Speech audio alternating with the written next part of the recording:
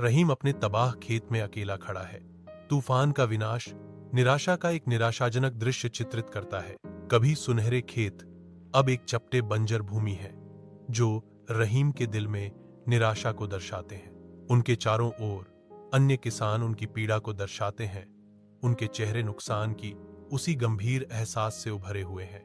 रहीम का चेहरा चिंता और निराशा का कैनवास उसकी जिम्मेदारियों के भारी बोझ को दर्शाता है। मैं क्या करूंगा? मैं अपने परिवार को कैसे खिलाऊंगा? रहीम सोचता है, क्योंकि उसकी स्थिति की कठोर सच्चाई उसे महसूस होती है। विचारों में खोए हुए रहीम की आंखों में अपनी पत्नी और बच्चों के लिए प्रदान करने में असमर्थ होने का मंडराता डर झलकता है। हलचल भरे गांव के बाजार के केंद्र में रहीम अड्डा हुआ है। उसके जैविक सब्जियां उसके सामने सजी हुई हैं। उपहास और तिरस्कार से बेपरवाह रहीम जोश से जैविक खेती के गुणों की वकालत करता है। ग्रामीणों ने उपहास किया। उनकी हंसी जीवंत बाजार में गूंज रही थी।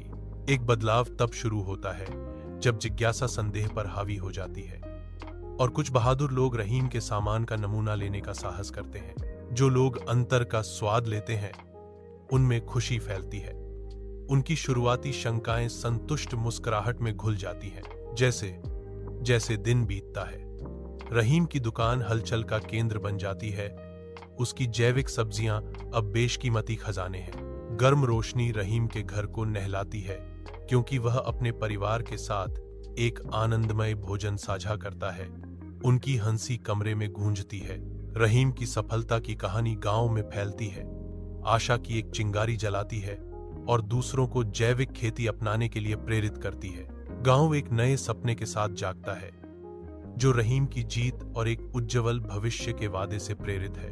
रहीम की आवाज दृढ़ता से गूंजती है, हार नहीं माननी चाहिए, हमेशा एक रास्ता होता है।